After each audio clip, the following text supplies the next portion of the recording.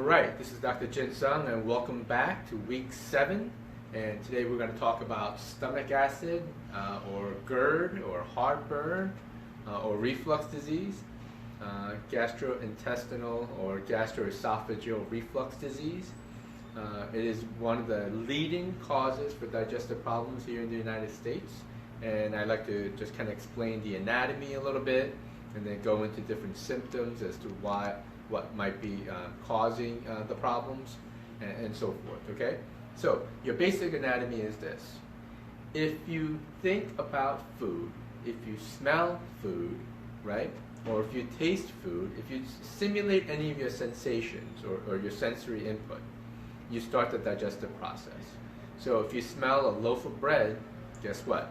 You start to produce hydrochloric acid in your stomach, okay? So that's one of the beginning processes of stomach acid production. Just a thought, smell, or taste will create increased stomach acid, okay? So as you chew the food, the digestive process starts to occur, right? The enzymes in your mouth and the saliva will start to break down the food, and that bolus of food gets down into the lower stomach, or the esophagus down into the stomach. And then there, the stomach acid will start to break down the food, and the pH in the stomach needs to be anywhere from maybe 1.5 to 3 in order for it to break down the foods properly. Then there's a little sphincter there called the lower esophageal sphincter, which will close and will prevent any stomach acid from coming back up into the esophagus. So just to recap, the thought of food creates the digestive process.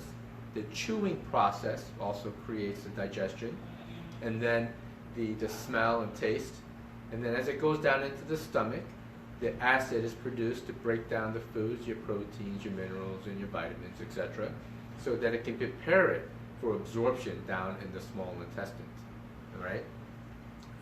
So I'm just going to explain some of the symptoms, and then we're going to go into some of the mechanisms here, okay?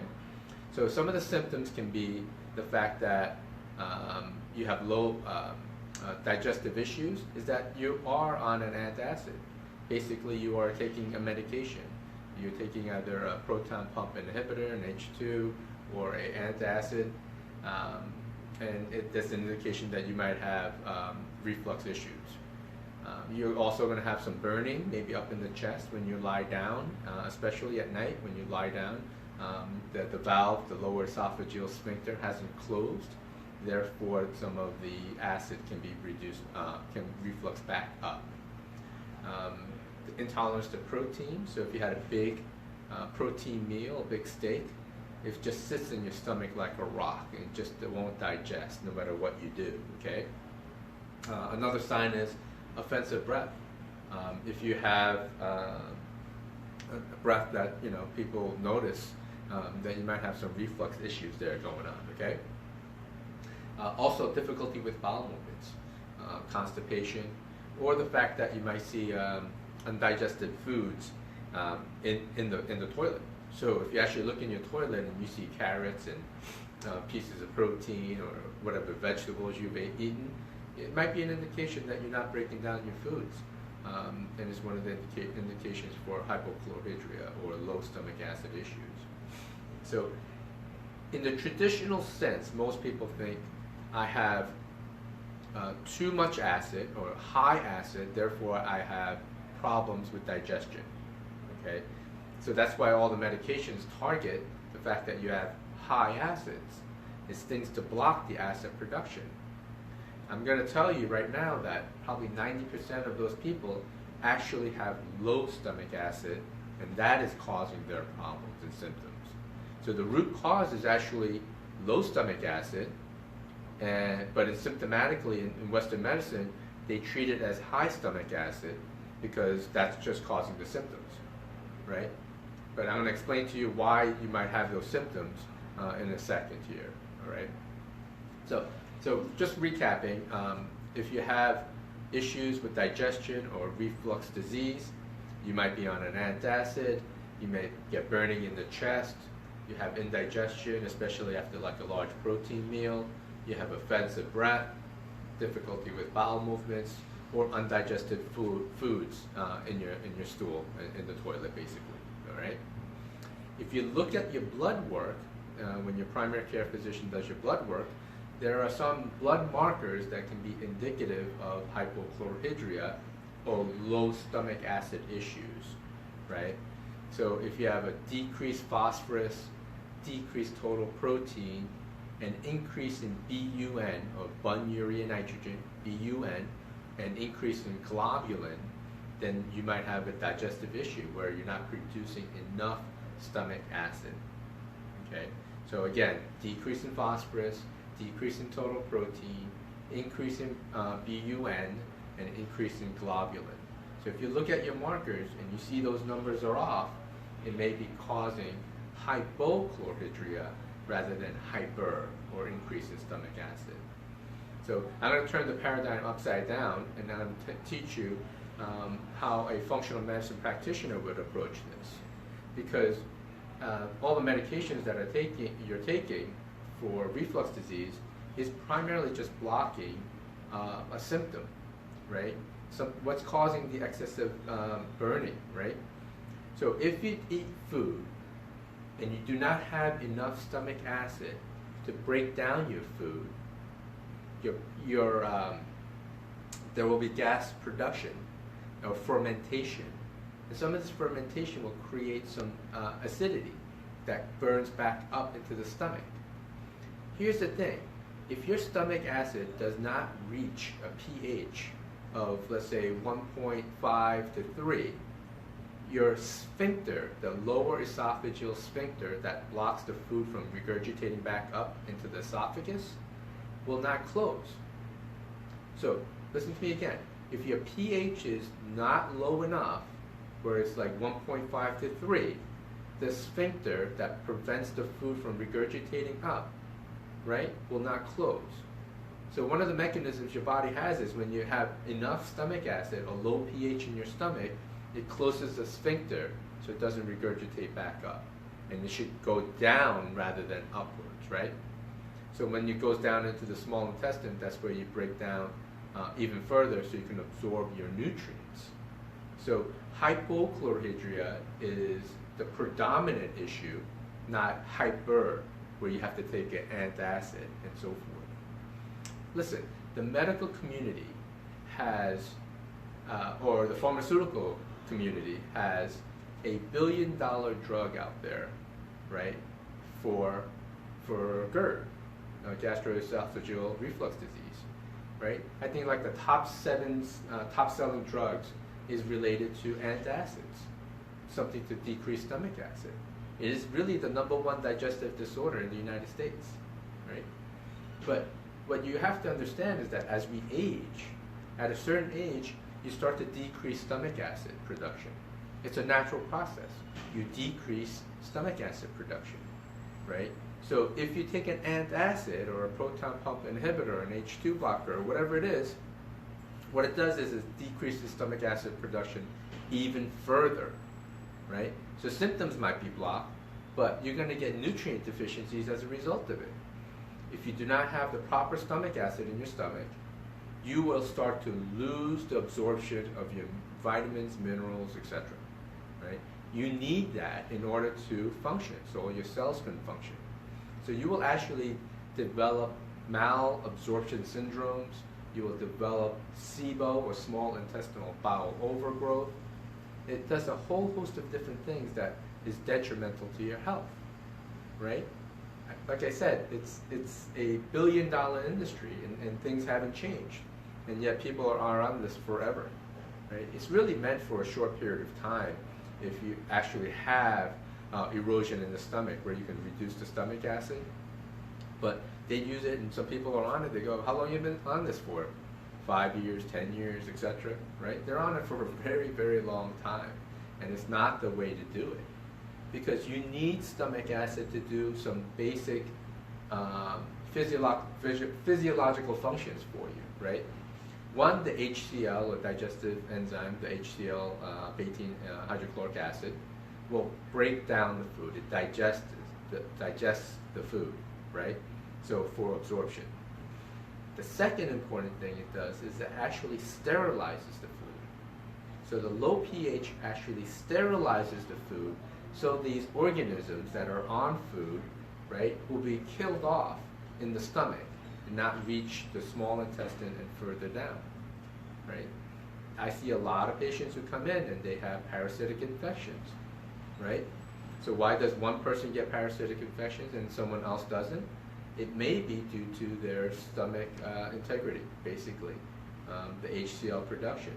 If you have good HCl production, for the most part, you should be able to kill off bacteria, viruses, etc., and sterilize the food so it can be utilized. And people who have GI infections and those types of things, you have to look at the HCl production for those patients, okay? It also increases bacterial overgrowth, like SIBO, so it creates gas, bloating. A lot of women will come in, they go, I feel like I'm 4 months pregnant, and I look 4 months pregnant after I eat, because they're not breaking down their food, especially the carbohydrates.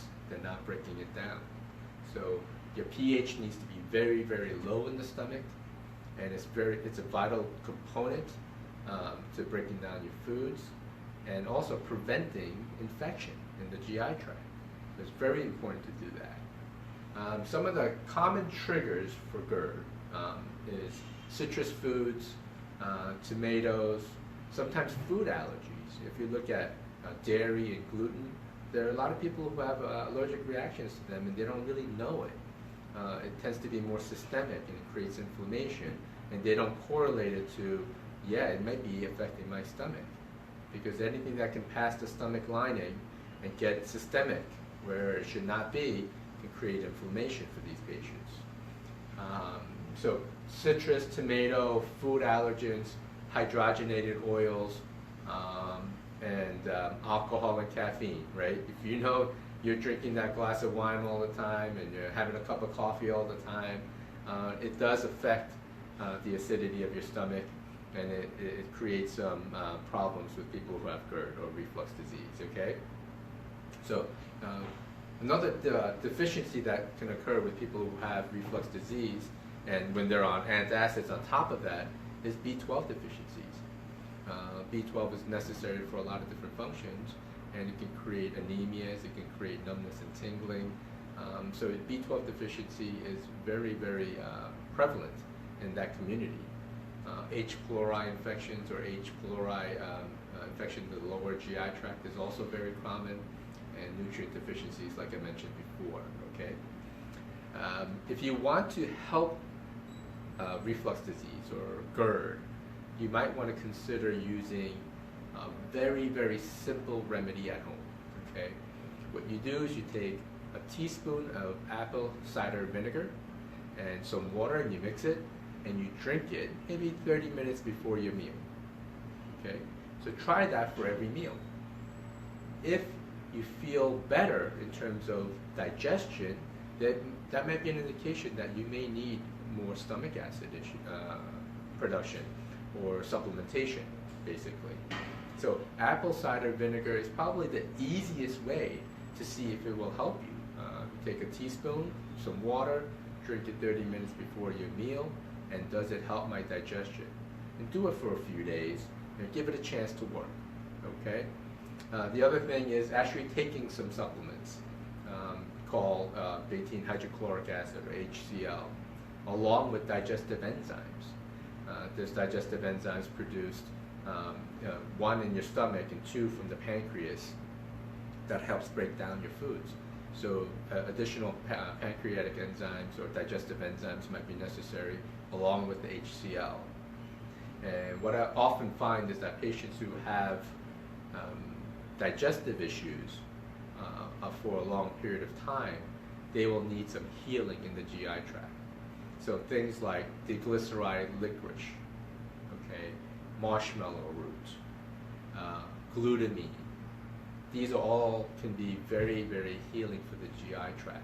So sometimes we have to put patients on a protocol to just heal the gut with the glutamine, diglyceride licorice, marshmallow root, etc., along with some digestive enzymes like digestive enzymes with the HCl.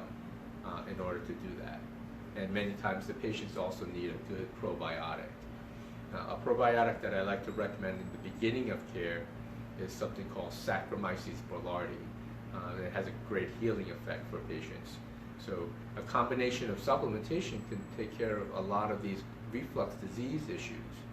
And it's actually the leading cause for digestive issues here in the United States, but I find that is probably one of the easiest ones to fix and correct.